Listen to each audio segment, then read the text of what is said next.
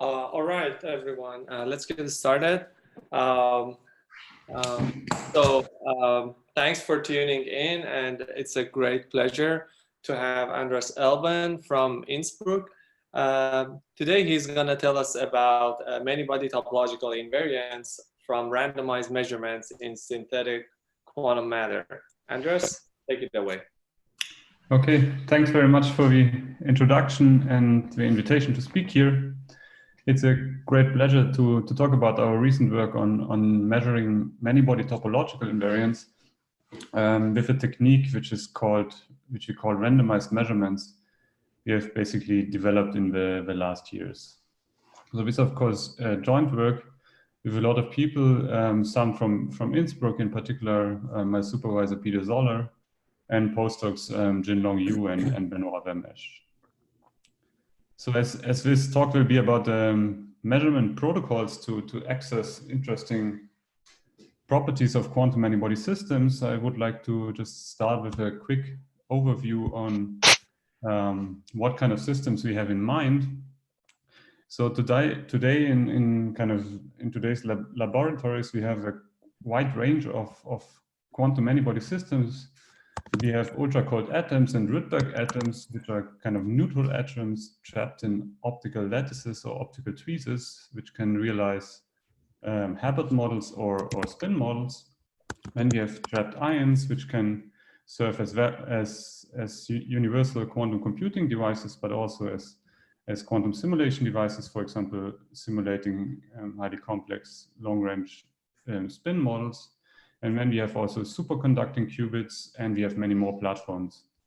And in common to all of these platforms is that that experimentalists have developed a great toolbox for them. Basically, we can manipulate and access single constituents and really perform local quantum control in all of them and read them out.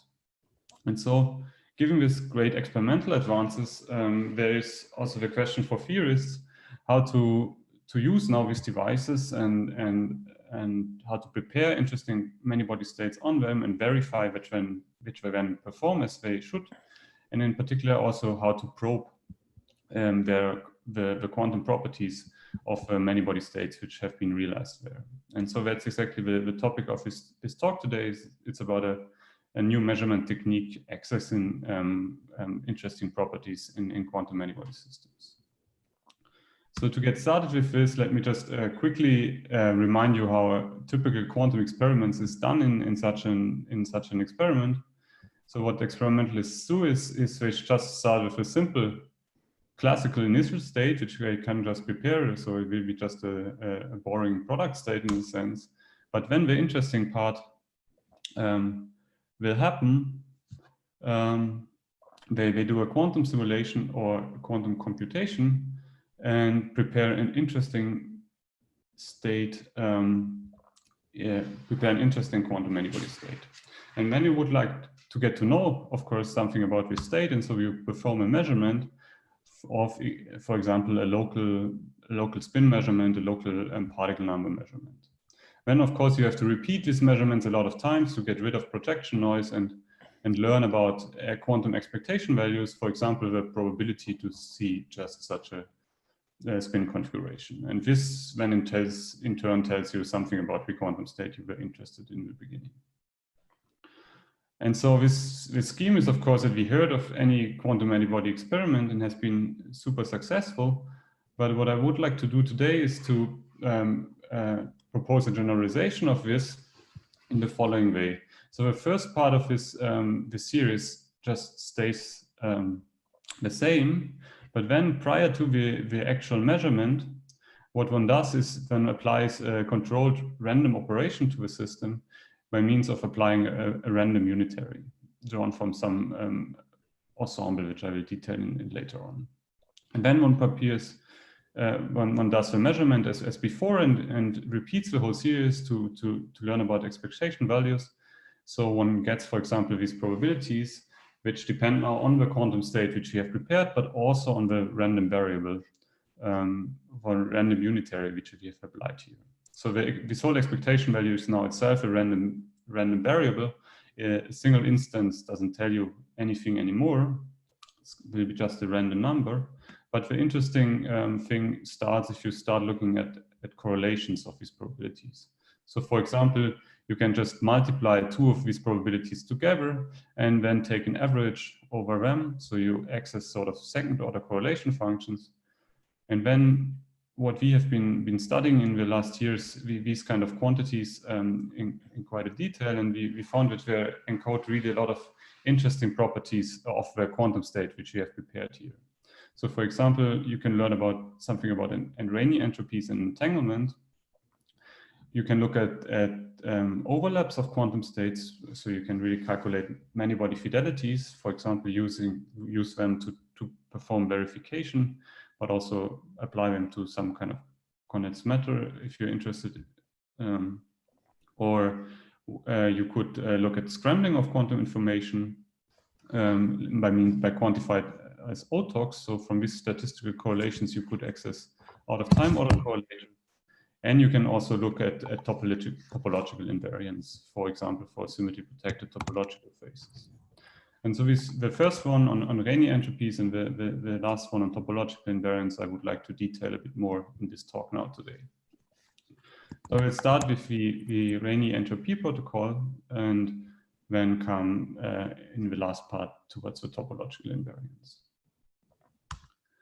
I would like to discuss this Rényi entropy protocol directly in the experimental setup where it has been also be realized, but keep in mind that it's really kind of platform independent. It can be applied in all of these platforms which I've been showing before.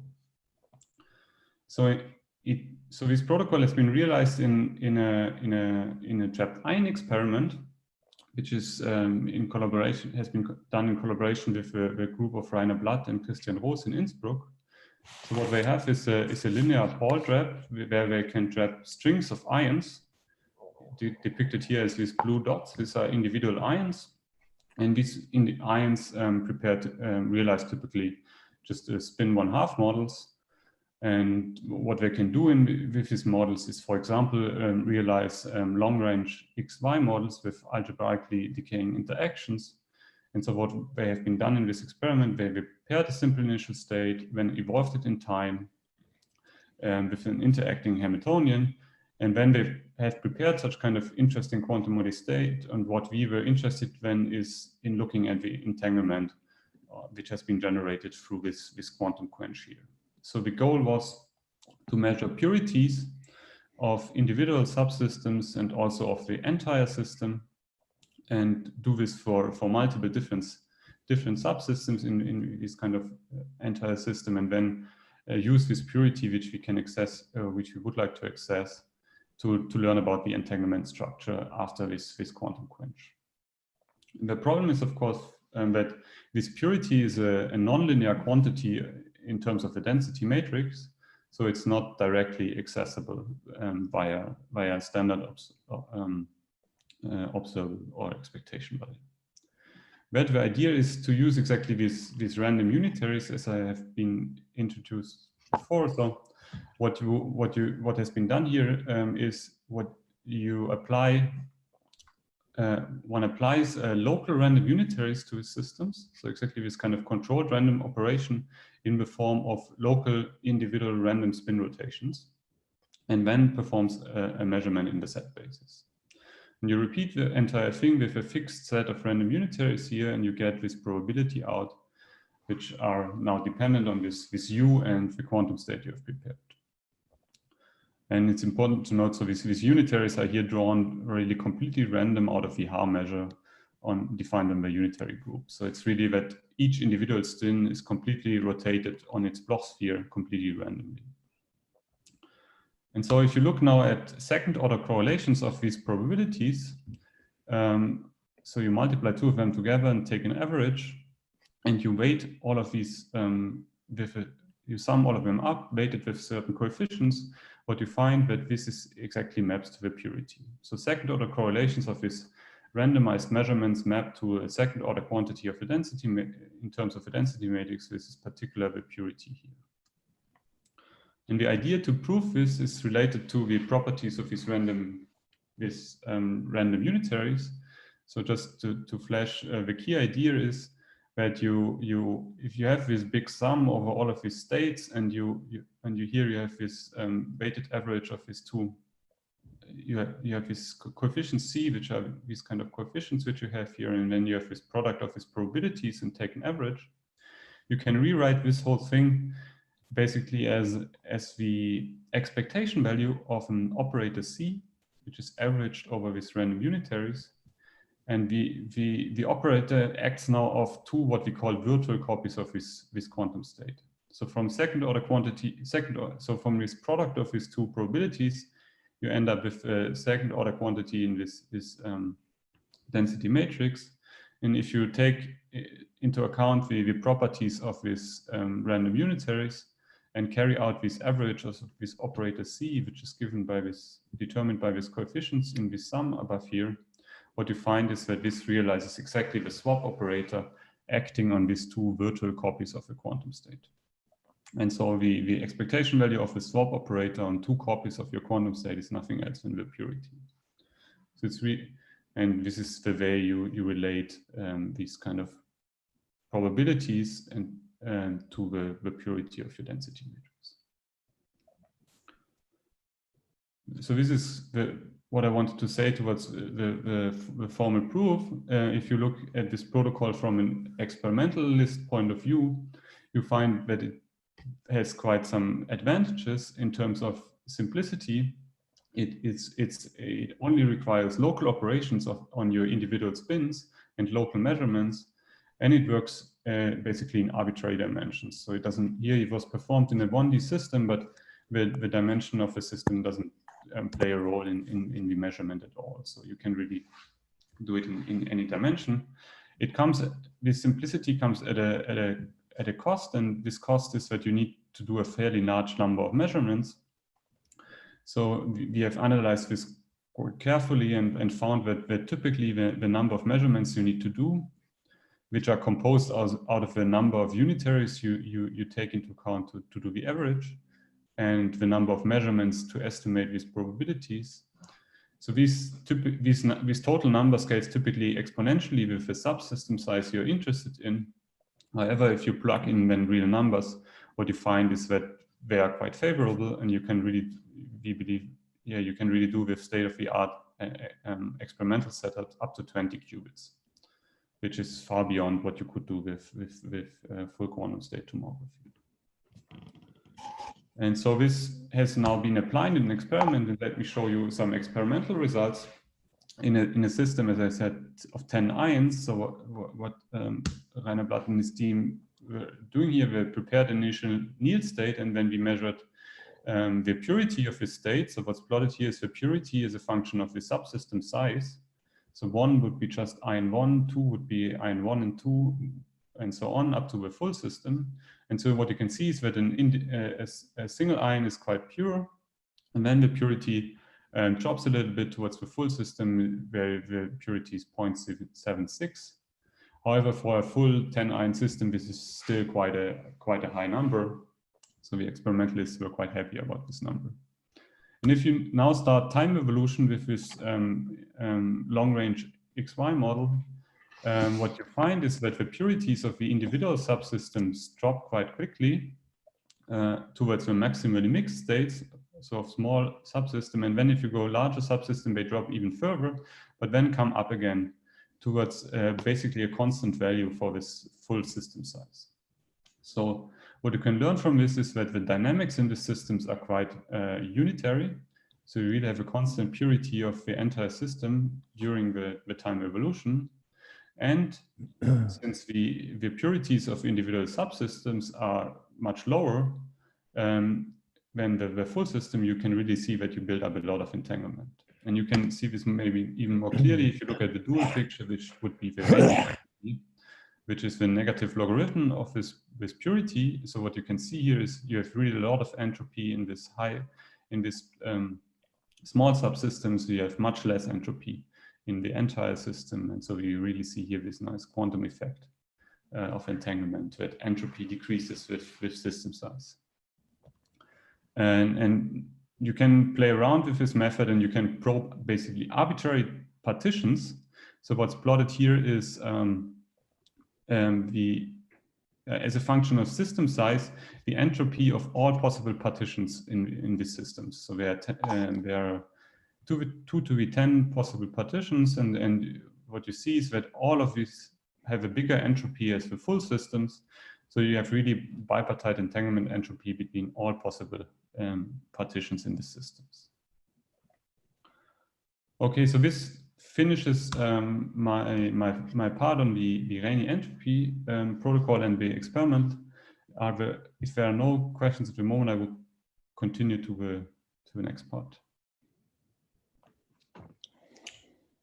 Okay, this is kind of a switch of gears a little bit. So let me, from these dynamical properties we were previously interested in, is now about ground states physics. So let me just remind you or define the setting I'm interested here. So as you all know, in early times, people thought that there is basically gapped quantum phases of matter are described by symmetry breaking.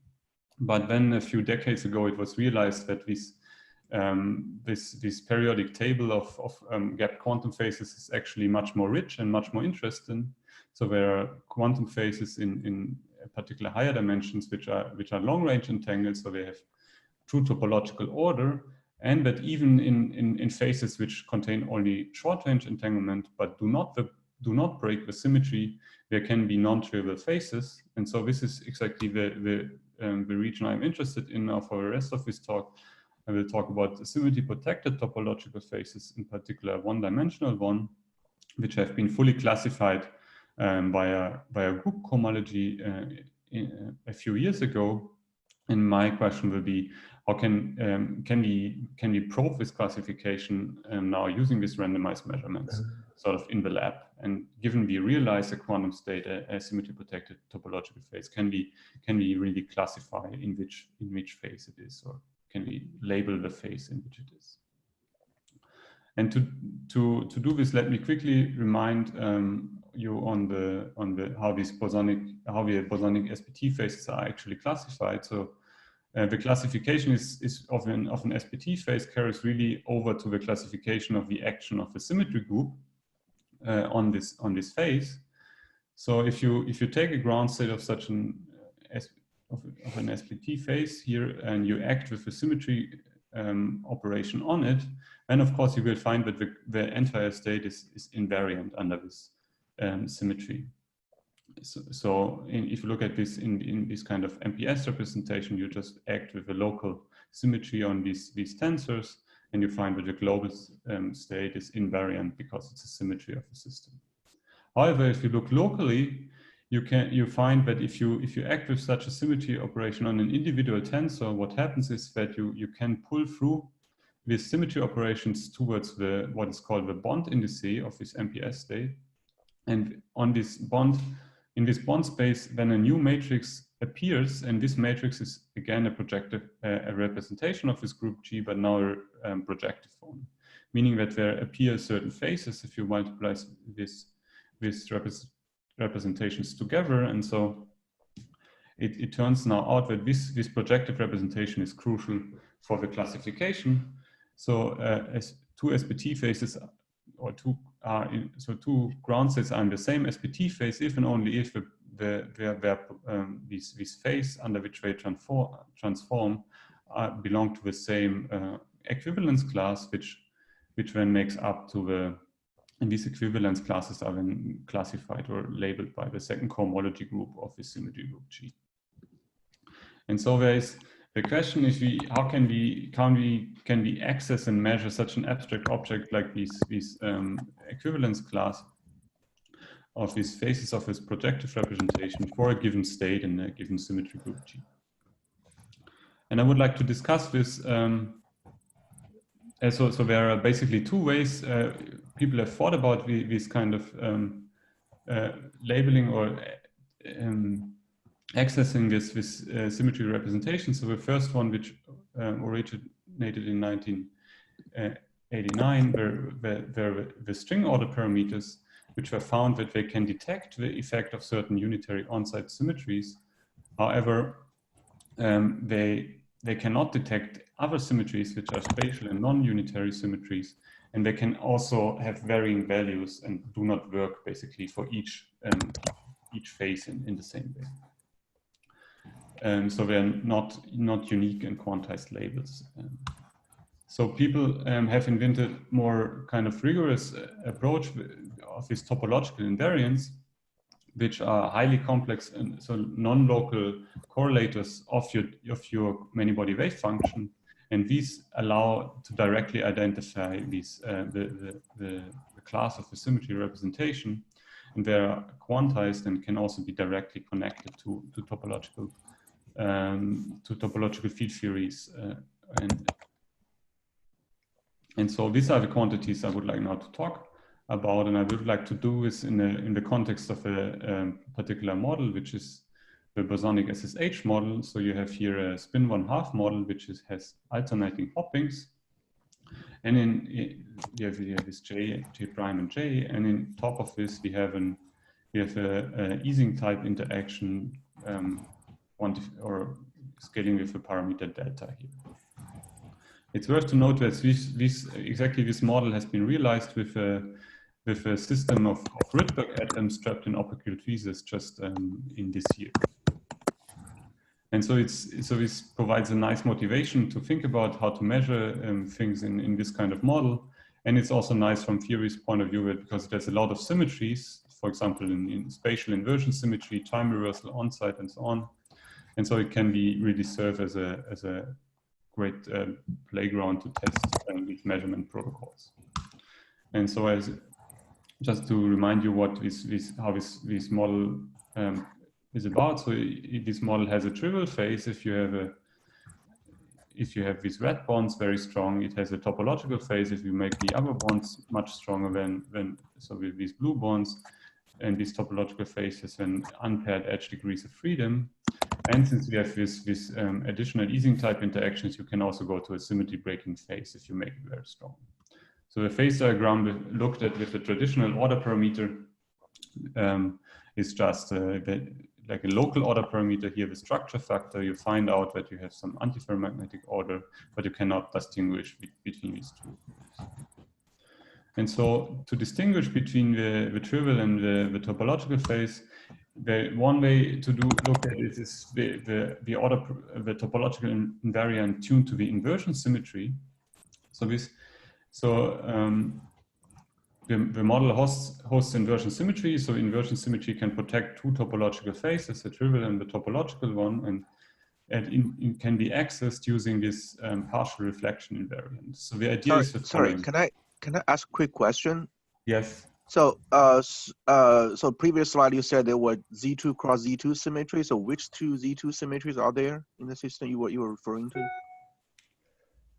It's just you rotate. You have this sigma x and times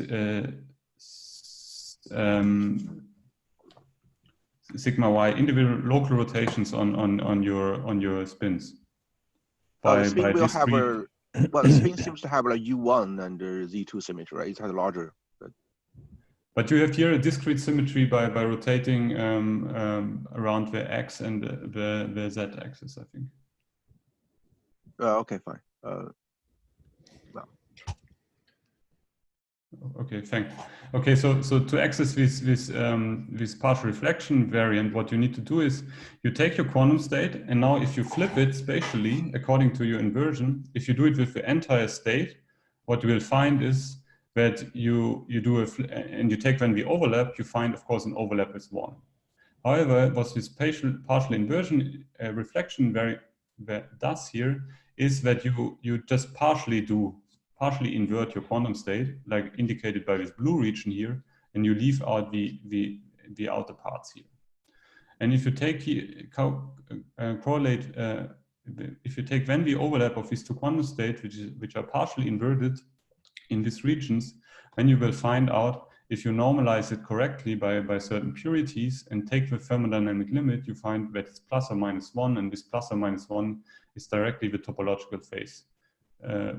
Is directly the topological index. So plus corresponds to the trivial phase, minus 1 corresponds to the topological phase. And so in the bosonic SSH model, it looks like this. You have here the trivial phase, you have varies 1, you have the topological phase where it's -1, and you have also a symmetry broken phase, which you can also detect with this quantity where you have just 0 for this topological invariant. And so this kind of condition n goes to infinity is always needs to be read as n much larger than some correlation in the system, such that you access really this.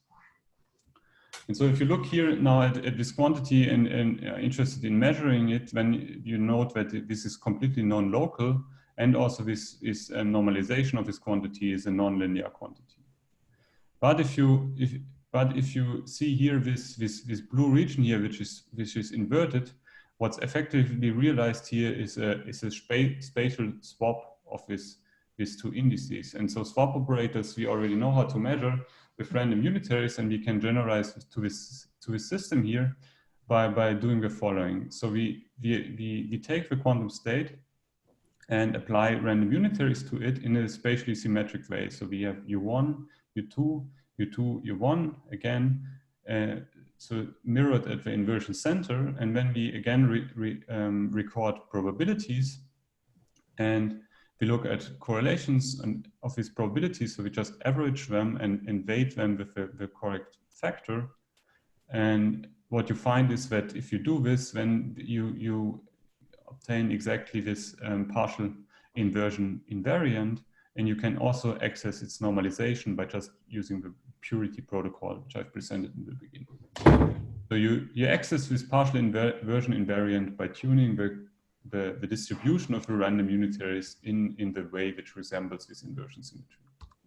And if you look at the bosonic SSH model, what you find is that you can really now actually map out this topological phase transition. So this is just a cut through this phase diagram. You have a trivial phase here. You go to the symmetry broken phase and then to the topological phase. And so what you have here is these dots are just simulated measurements where we have with a reasonable number of measurements in unitaries in these systems. So this just tells you that the protocol is really applicable in today's experiment, and you can look at these quantized topological invariants in this system. And you could go no further and test for the projection of different symmetries. So for example, if you look at the time reversal symmetry, there people have devised the so-called partial transpose invariant. So this involves now two copies of your quantum state, and you have two regions. You're in the blue region here down here, what you do is you contract basically the cat side with the bra side of your quantum state, the cat side with the bra side. So what you do in this blue region is just what you would do if you calculate just the purity of the quantum state. It's just the standard kind of multiplying two density matrices together. However, what you do in the red region up here, you connect cat side to cat side and bra side to bra side. So what you effectively do is you partially transpose one of the regions and then contract it together. So in formula, it's really like here you have a partial transpose operation in the region I2, you have a partial swap operation in the region 2, and then you act with these operators on these two copies of your quantum state. And if you take here the phi dynamic limit and normalize correctly, we'll again find plus or minus 1. And so just a few weeks ago, we have heard by Hassan how we can generalize exactly this kind of pictures also to fermionic and even to anionic partial transposes. And we have already started to discuss where we could also access these things with random unitaries. Because for bosonic ones, we can access it by doing the following. We have the experiment 1, where we do just U1, U2, U3. We just distribute random unitaries completely independently on the state. But in the second experiment, we do then the following. We have U3 and U4 is the same as before, but in the first region, we apply U1 star and U2 star. So just the complex conjugated random unitary. And if you take now these two probabilities, which you get from here, correlate them together and take an average, you find exactly this time reversal invariant. And so this complex conjugation or partial transpose operation, which you need to do here in this upper region, is really implemented by this complex conjugating. And so you can play this game kind of further and look at topological invariants for all other symmetries which are in this model. So if you look at this on-site unitary symmetry, which you have, I think this answers also the question from before. You find a topological invariant which has the following form. You have, again, two copies of your state, and you contract them together by swap operations in these blue regions. Or you can go further and you look at combinations between time reversal and on-site symmetries, and you have certain kind of Klein bottle invariants, which are, and all of them are accessible with specific distribution of random unitaries. And so the classification of all of these 1D bosonic SPT phases can really completely be tested in the labs using these kind of protocols, which are present for all types of projecting symmetries. And with this, I would like to come to the end and just conclude with saying that I've presented you this technique of randomized measurements, which are really a kind of convenient and nice tool to probe and verify quantum states beyond standard observables, and they're really nicely applicable in all kind of state-of-the-art quantum simulators. So thank you very much. Thank you very much, Andreas, for the nice talk. So now we have a few minutes for questions. Before that, I think there are a few people who have their mics on, so we keep hearing like keyboard noises. Unless you have a question, please turn off your mic. Thank you. So now it's time for questions.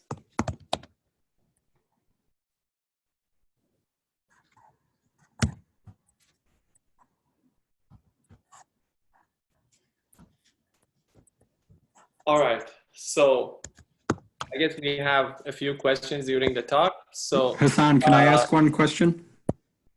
Sure, go ahead. Okay, so I was just wondering if similar techniques can be used to study how different entanglement measures scale with the size of the region, because since you have a system with long-range interactions, it'd be interesting to see how big or how large that entanglement scaling is. So what do you mean with different entanglement measures, like different from like for Neumann entropy and these kind of things, or? Well, I just meant any of the measures that are accessible to you. Yes. So yeah, indeed, you can, for example, you can just look at the simplest one would be the Rényi entropies, again, the second order Rényi entropy. And there you could look in particular, so it's already kind of visible in this plot. You see here as a function of system size how it scales. So this is of course a dynamical probe here, no, not a ground state, but you could look at ground states here and identify area laws, or we've been thinking about topological entanglement entropies and so on. It's then of course always kind of a question of the system size you need to access in the end. So you can go up to maybe a partition of 20 sites, but not much more. So then if you're fine with this, then you can look at all kind of scalings with system size. Okay, all right, thank you. All right, is there any other question? Okay, so let's thank Andreas again, and let's move on to the next speaker.